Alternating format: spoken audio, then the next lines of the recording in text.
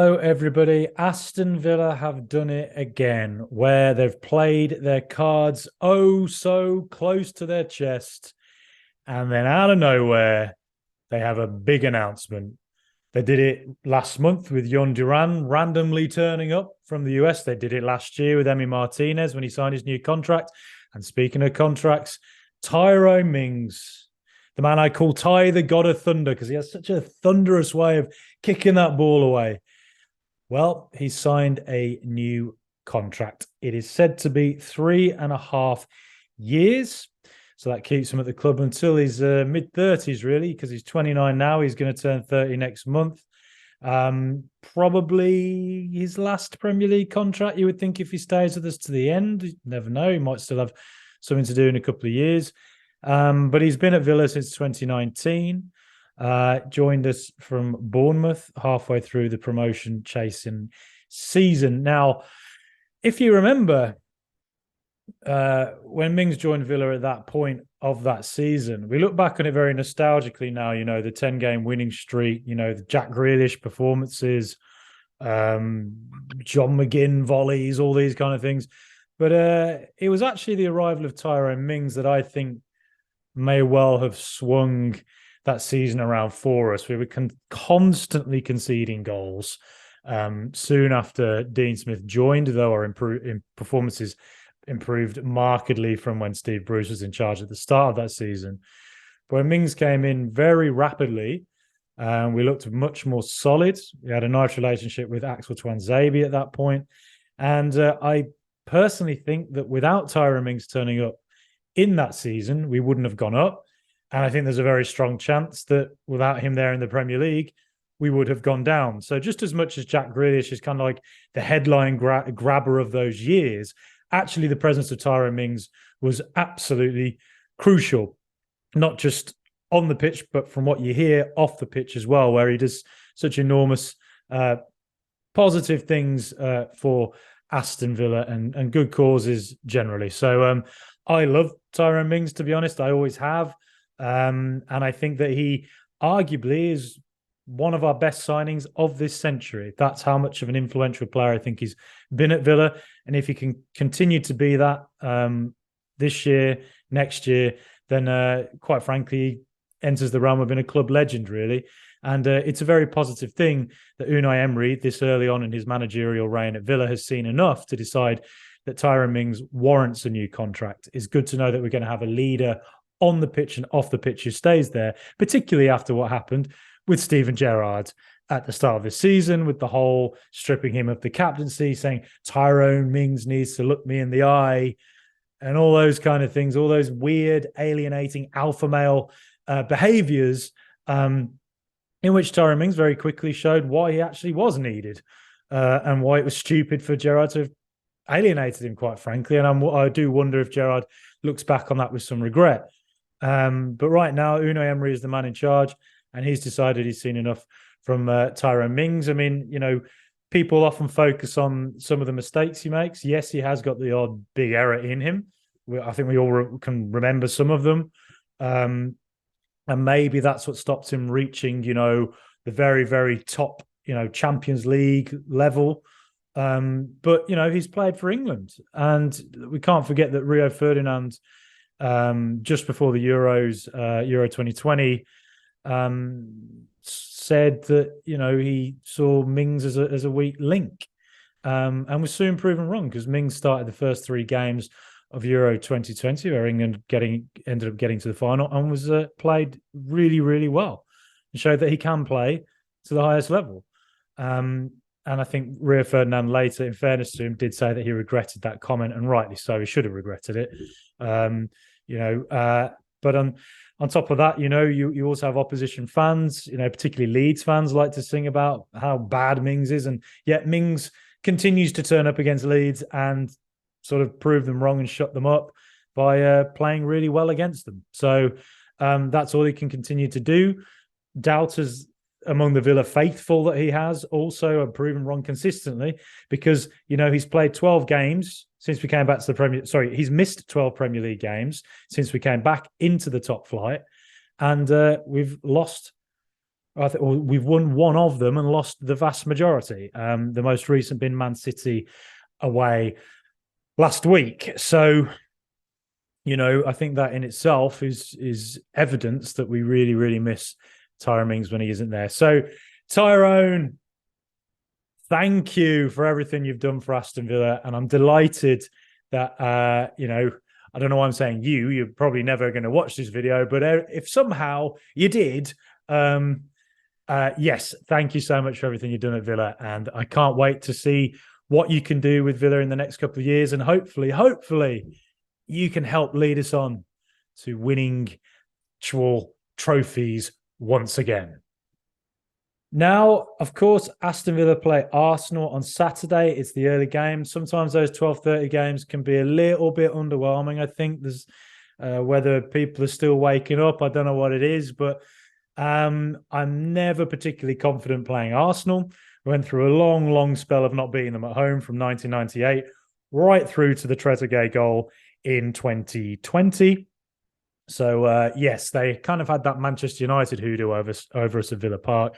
But that obviously changed when Trezeguet scored, and then we beat them again the year after when Ollie Watkins got that goal in a 1-0 win. But Arsenal, they're obviously second in the table at the moment with a game in hand on Manchester City, who are top. They've finally hit that blip that I think we were all kind of expecting Arsenal to hit. And I think that, Eddie Nketiah has done a fantastic job for them, to be honest. But, I think you could see against Manchester City that they were lacking Gabriel Jesus, lacking just another striker option, I think. And, Nketiah missed a couple of quite big chances, which you think a better striker may well have taken. That's a slight disservice to him, as I say, because he has done really well since Gabriel Jesus went out the team. Recently they've lost away at Everton 1-0, which you could say was a unique game because Sean Dyche, it was his first game in charge, the new manager bounce. Everton fans are obviously going to be super excited and up for it. So I think that was always going to be a difficult game to prepare for because you don't really know what a new manager, how he's going to set that team up. So, the momentum was with Everton going into that game, really, I guess, just with that new manager bounce. So I think if you're Arsenal, you could probably write that one off. But then, next game, Brentford at home. Again, Brentford are on a long unbeaten streak. But Arsenal were kind of robbed, really. That second goal with the VAR farce of the offside line's not been drawn, apparently. So again, they got very unlucky, but then they lost to Manchester City midweek. So they've had fewer days to get over that than Villa have their own loss to Manchester City last week. I think you have to look at that and say they are in a bit of a blip. And now the pressure's really on for them to get something against Aston Villa. Obviously, the narrative is there with Unai Emery being their former manager. So you sort of wonder how will that go. Personally, I think I wouldn't write Arsenal off. I think they'll be wanting to bounce back from this. They're ultimately an excellent side. There's a reason why they are where they are in the table, and I think they probably will get a result against Villa. But at home, we've not been massively convincing in recent games. We look back on the Leicester 4-2, where Villa were largely on top but conceded a lot of silly goals. And then the same thing happened against Wolves in the first half. We drew 1-1 in the end, but they were on top in the first half. Same against Liverpool, where we gifted them a lot of chances. And then Leeds as well, although we were 1-0 up in that first half of that game. I keep mentioning the first half of these games. Leeds were largely dominant. So there's a consistent run at the moment since Emery came in charge, where at home we've not been quite as convincing as I think we have looked away from home, though credit to Emery. The second half of most of those games, he's changed things up quickly, not afraid to throw a player on rapidly. And ultimately, Villa have then gone on to be a much better side in the second half of those games. Now, we talk changes. Who might be changed from last week? Well, Yon Duran, 19 years of age, that Colombian superstar. he's performed very well in the two appearances he's had for Villa. I thought he had a positive showing in his debut against Leicester, and then against Manchester City, hit the crossbar with an absolutely spectacular effort. He was physical. He put himself about. Man City probably sat off a bit more than they should have done in that second half. Didn't really, put us away. So sort of opened the door of opportunity a little bit. So you sort of wonder when a team doesn't sit off a bit more and maybe takes it a bit more seriously where they need the win, how will he cope with that? I personally think Yonderan has probably done enough to earn a start, really, perhaps ahead of Leon Bailey. So we'll see how that goes. I wouldn't be surprised if he starts on the bench again, to be honest, and that's fair enough. Unai Emery knows what the hell he's doing. But yes, I don't think. I think I'd quite like to see Yonderan start, to be honest. And then on top of that, does John McGinn come in again? I think he's improved since Emery came in. I think he looks a bit leaner and fitter since the World Cup break. It's a shame he got injured when he did, but he was excellent against Tottenham away.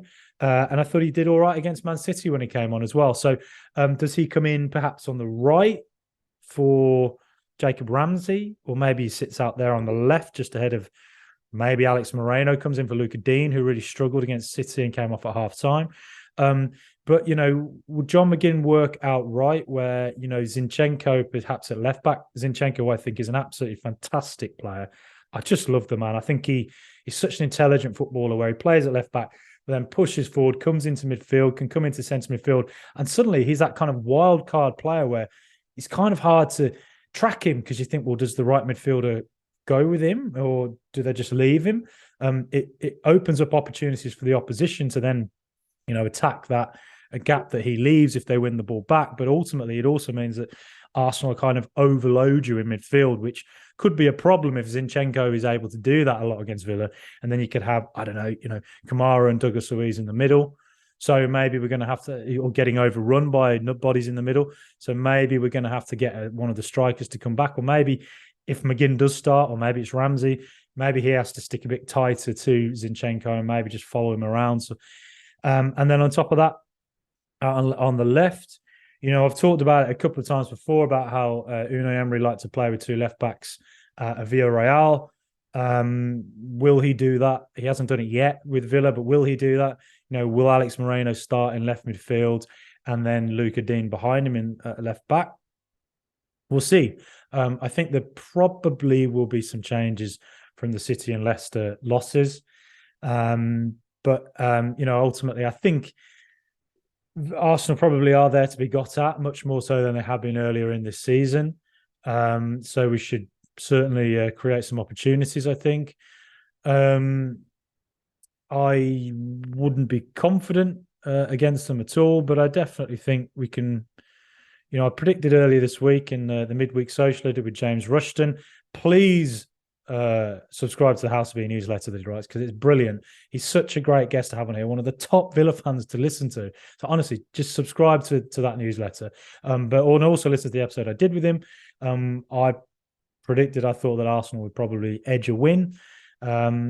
If I had to put a bet on, I'd say probably they will still, but I'm leaning much more now towards thinking Villa actually could do something at Villa Park. So once we get through Arsenal, the fixtures get a little bit better. There's no easy games in the Premier League to vocalize a cliche, but certainly there's games coming up that I think then hopefully open up the corridor of opportunity for Villa to potentially push on into the top half of the table at long last, because it's been a long bloody time since we were up there. But, whatever happens, up the Villa. And thanks for watching. Please subscribe and like and comment below with what your thoughts are and what I just said.